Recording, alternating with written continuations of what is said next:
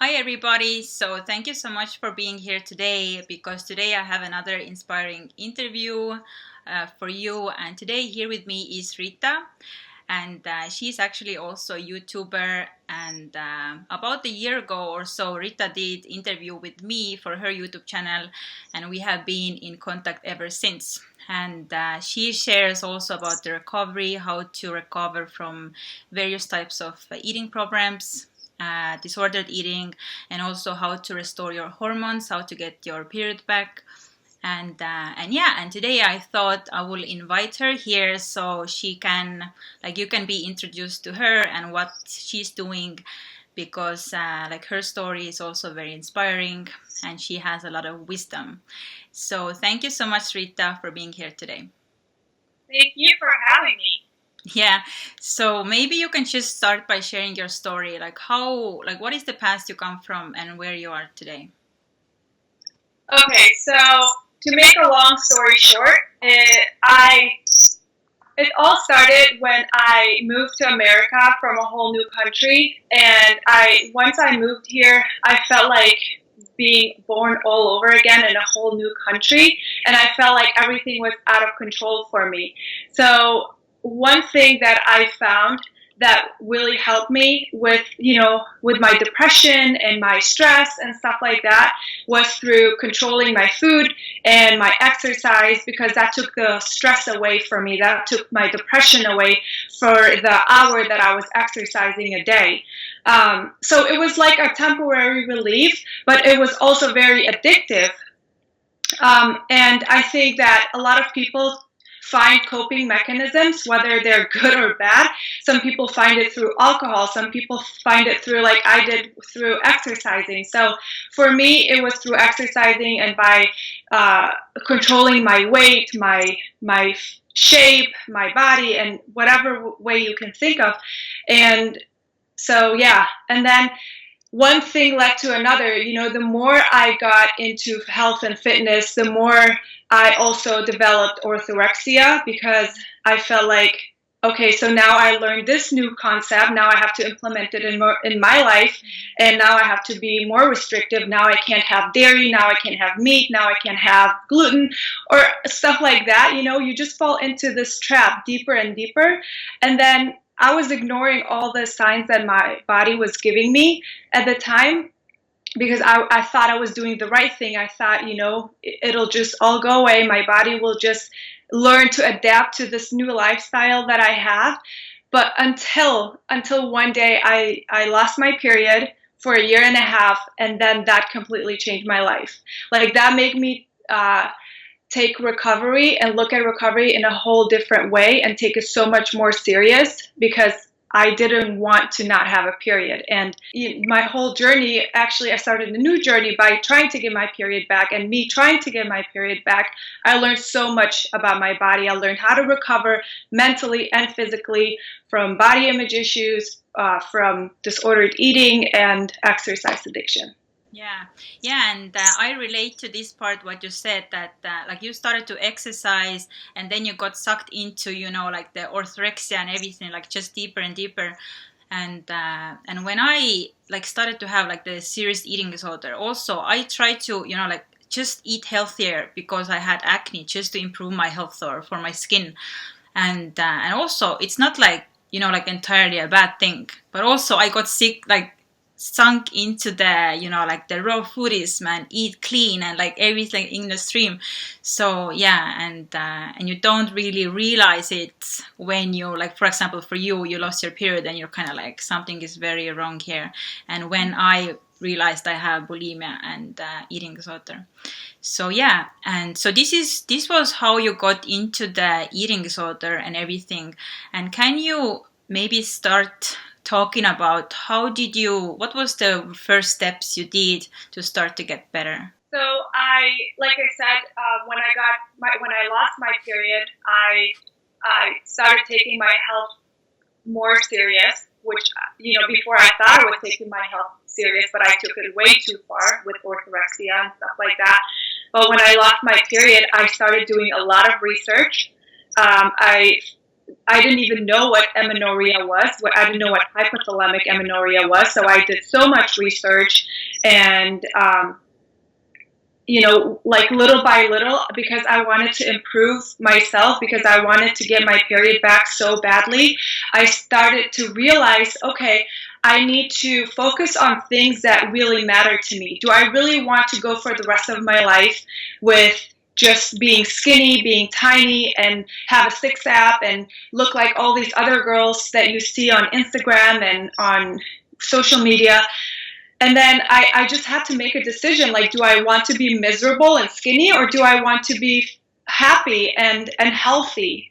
So once I made that decision that I'm like serious about this, I'm determined to get my period back, I'm determined to get healthy, like both physically and mentally, that's when I started to like look into, okay, now I can't focus on just do a ton of exercising. I need to focus on what's important in my life. And then, to be honest with you, like once I started to focus on the things that were more important in my life, then all the other stuff started to slowly melt away. I didn't just focus on, oh, I hate my orthorexia, I hate not having my period, I hate, like those things. I tried not to be negative towards them, because in the end they really taught me a lot about myself. So by me just trying to focus on other things and put my energy on things that were really important to me, then I didn't have so much room in my head to focus on what my body looked like, and then slowly, once you repeat this pattern over time, then you just naturally one day you're like, oh, I can actually have an ice cream without worrying about what it's going to do to my body. I can actually go out with my friends without worrying about what's on the table and how much I can allow myself to eat, and if I should work out tomorrow or anything like that. So I will say that it takes a lot of practice and a lot of repetition, just like with anything else. I didn't just become addicted to exercise by working out one time. I did it for years, and that's how I became addicted to it, And I love what you shared about, like what you did was to change your focus, yes? Yes. Like you were so focused on the exercise, the physical body, looking skinny or tiny, your eating must be clean and everything. And you changed your focus, like what's actually important. Like, do I really want to keep on living like this? Or actually maybe something else is way more important to me. And yeah, and I really love it. So by the way, like you wrote a book now, yes? And I read your book and I want to talk about some things you recommend there. For example, you talk about the primary foods. And I think the concept is very good and very interesting. So maybe you can talk about it a little bit more. What are the primary foods and why are they important? Okay, so I divide foods into two categories. There is the secondary foods, that's everything that you eat. That's the food, the alcohol, the drinks, the smoke, the medication, like everything that goes inside your body is what I call secondary foods.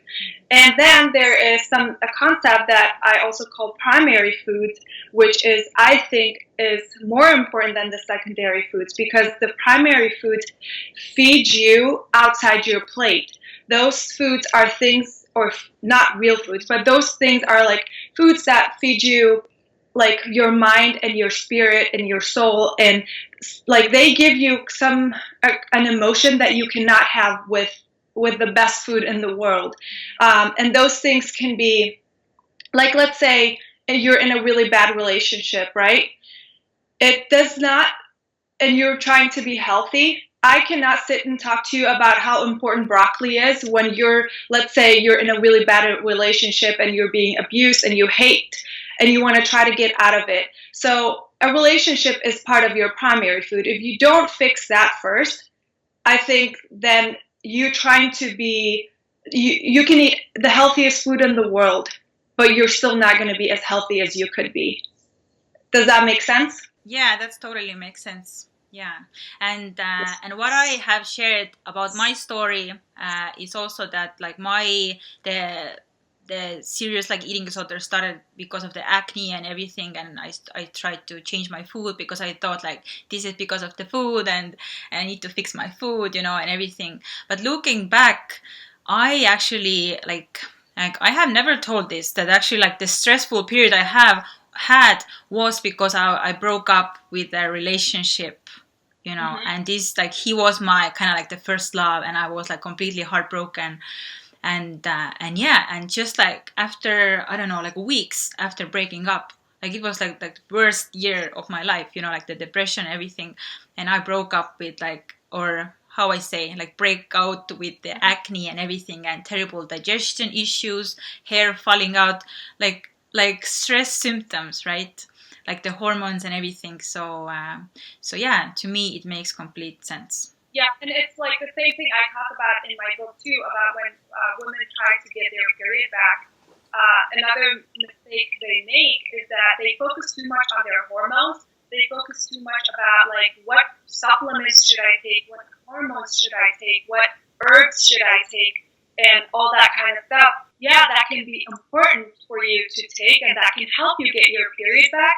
But again, if you're not taking care of, okay, what caused me to lose my period in the first place? Like, am I being too controlling in my life? Am I, maybe I should take a look at, like, why am I exercising so much? You're exercising and your eating disorder is causing you to lose your period. So what caused you to have an eating disorder in the first place? And what can I do to fuel myself, like that no herb or no supplement can do for me? I think it's more like if you come home to somebody that loves you and hugs you and tells you, like, asks you how was your day, and gives you so much love, that feeds you so much more than if you took the best supplements ever. You can take a multivitamin, but you can also be so miserable at the same time. So do you see how having a wrong mindset but eating healthy foods is not very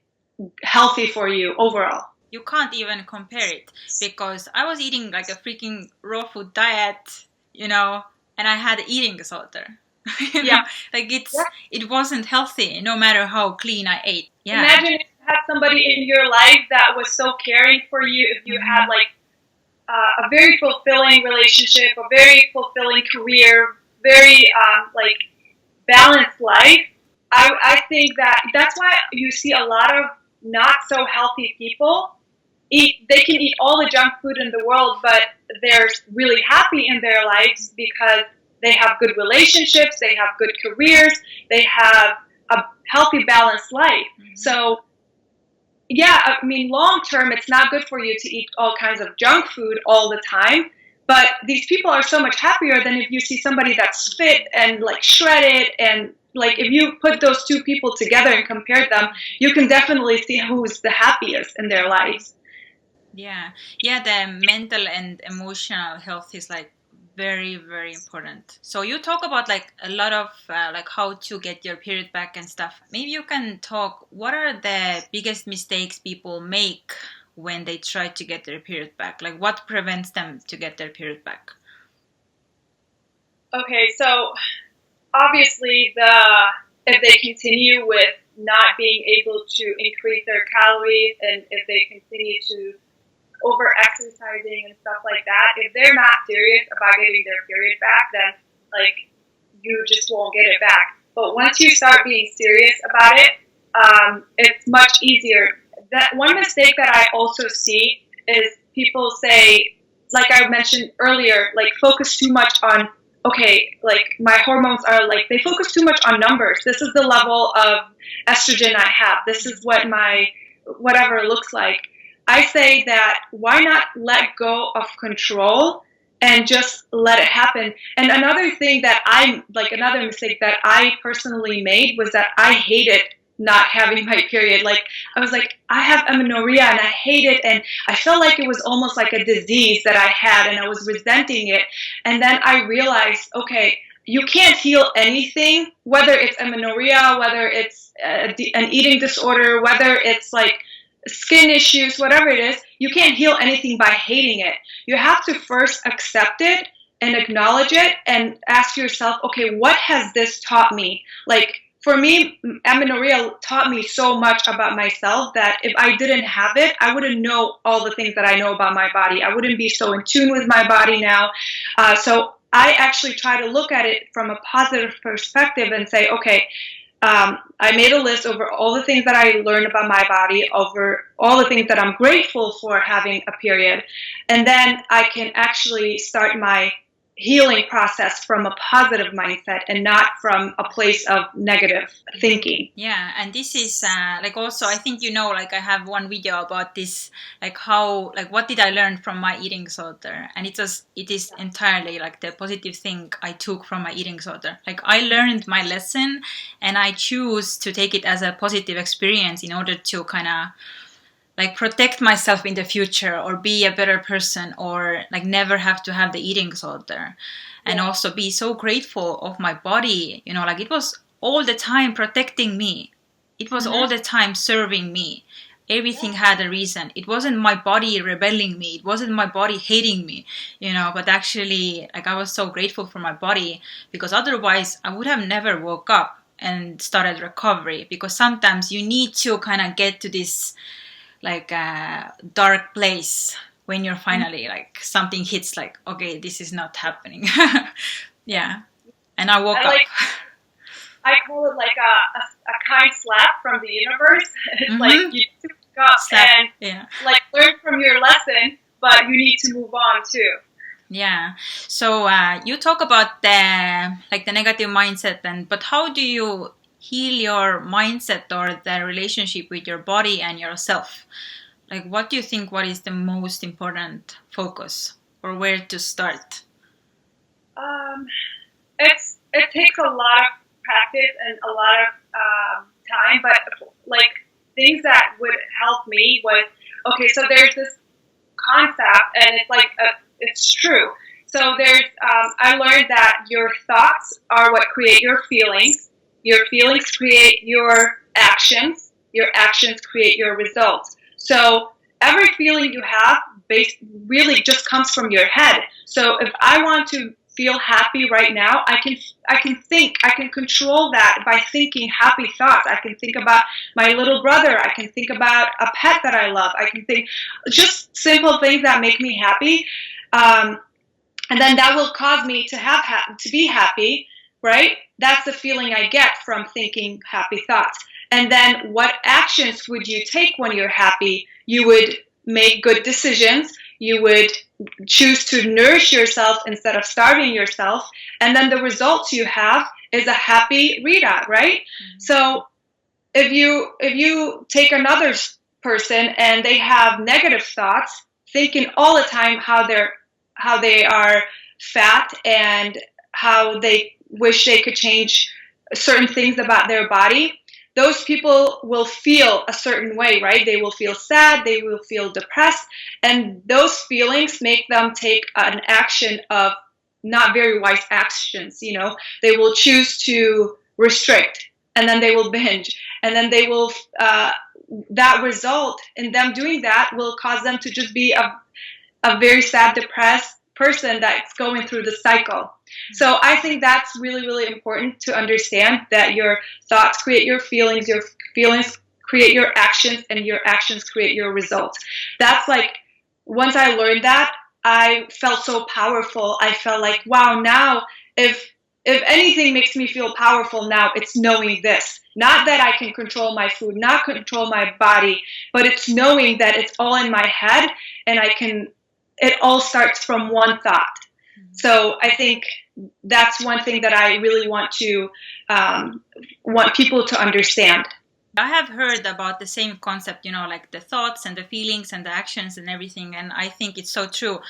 And once you realize it, then you realize that you are not a slave to your brain or your old habits. Actually, like you are the creator, like the creator of your future, of your present and everything. And once you realized it, then you're not the victim anymore. And you're kind of like the warrior who can do something about it, because this is kind of your weapon to change whatever you want to change. Otherwise, you are just blaming everybody else, besides thinking that actually you have all the power within you right now to change. So many people who have the disordered eating and or eating disorders, like many times it comes with like dieting, restricting, but also exercising. and like the healthy food has seen nowadays as like you are being healthy for your body, take care of yourself, but actually it can go into the anorexia or the orthorexia like we had. So what do you think about the exercise? Because many people I work with, even though rationally they know that, yeah, like I had a problem with it, it was my eating disorder or whatever, but still they think that, but it's healthy. Everybody say exercising is healthy. So what is your take on the exercising, and especially like recovering your hormones from the dieting and getting your period back? So as far as exercising, I completely agree. It is healthy, but just like with any healthy thing for you, you can take it too far and you can make it end up being bad for you. So anything that's good for you, an overdose can actually be really bad for you. You have to realize that there's a smart way of exercising, okay? You don't need more than 30 minutes a day and that's it. You have to realize, and it's not just about, you don't exercise so that you can look a certain way. You exercise because you know what it feels like, what it does to your body, and you want to feel good. That's also called intuitive exercising. If you're doing it for the wrong reasons, then you will just never get happy with the results that you have. You will overdo it. You will, once you reach one goal, then you want to go for another, and then we just mistreat the whole point of exercising. Exercising is just supposed to make us feel good, and that's it. It's not supposed to be used as to want to like look a certain way. Those things come with like as a bonus, I think. When you work out and you don't worry about okay, I'm gonna do a ton of squats because I want to have a big butt or whatever. If you just exercise for the fun of it and not for the look of it, then like if you look good, then that's just because it's like an extra bonus that comes from the exercising. So I think that if you're trying to get your period back, though, it's really, really important to cut down your exercising. I will say that I did not cut down I didn't completely stop exercising when I was trying to get my period back. I think I went 2 full weeks with no exercise, but that urge was so strong for me. I had to do like yoga. I had to do some mild walking, just anything that would like trick my mind to thinking that, little bit is better than nothing. So that worked for me. I still managed to get my period back with very little exercising, but it was nothing like I used to do. I used to lift weights. I used to do like a ton of cardio and stuff like that. But once I was trying to get my period back, those things were not included in my workout routine. It was mostly just like deep breathing, walking in nature, maybe a little bit hiking, but that was it.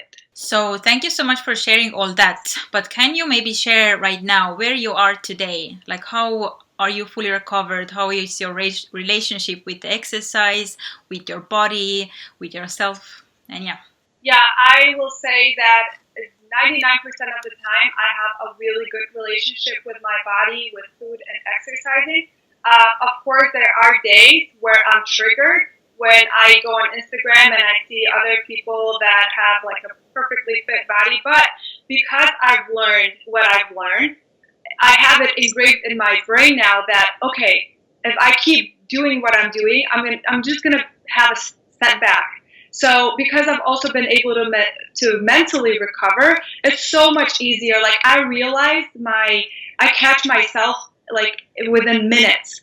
And then I'm like, okay, nope, that's just my old thought patterns that are trying to come back and my ego trying to tell me, take me back to where I was, and I choose not to go there. So it's so much easier for me to, I guess you can say like a flash recovery, within minutes. So I'm glad I have come to this point in my life right now. And also, I think me being pregnant really shows I'm pregnant right now, and it shows that what healthy relationship I have with my health, with my exercising, with my food and my body. So otherwise I would have never been able to get to this point where I am today with being pregnant and having a healthy pregnancy. Yeah, congratulations with your pregnancy, and many people who I meet through my work, like they also want their period period back and to get pregnant. So you are a huge motivation to those people. So yeah, and maybe for the ending, can you just share, like, I know you had the book coming out, so maybe you can talk a little bit about your book. Yeah, so my book is called End Dieting and Eat Your Period and Your Life Back Through Primary and Secondary Foods. So again, like we discussed earlier, I talk about how they can get their period back by eating. Yes, they can eat the secondary foods. There are a lot of like things you can do physically to get your period back, like again the supplements and stuff like that.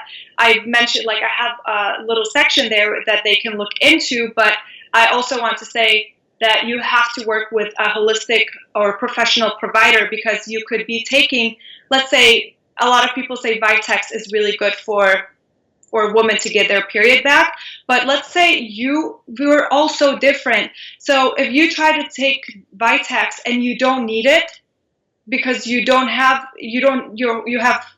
need that for your hormone balance, then it can actually throw off your hormones. So you could be taking the wrong supplements, and it just will make you worse and prolong your recovery.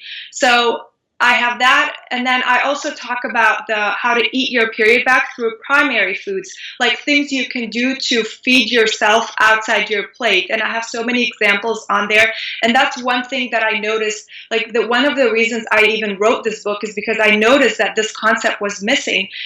People were just giving advice of, you need to exercise less, you need to eat more, you need to rest, you need to stress less. And yes, all of these, like, all this is so important, but the missing point of primary food was, I think, I just couldn't leave it out. I thought I needed to get that message out there and share it with others, because that in the end will serve you much better than you having to just focus on eating less. Because like I've said before, we can all physically recover. We can all somehow find a way to gain weight, to eat more, but we will also have setbacks if we don't have the right mindset, if we haven't recovered mentally.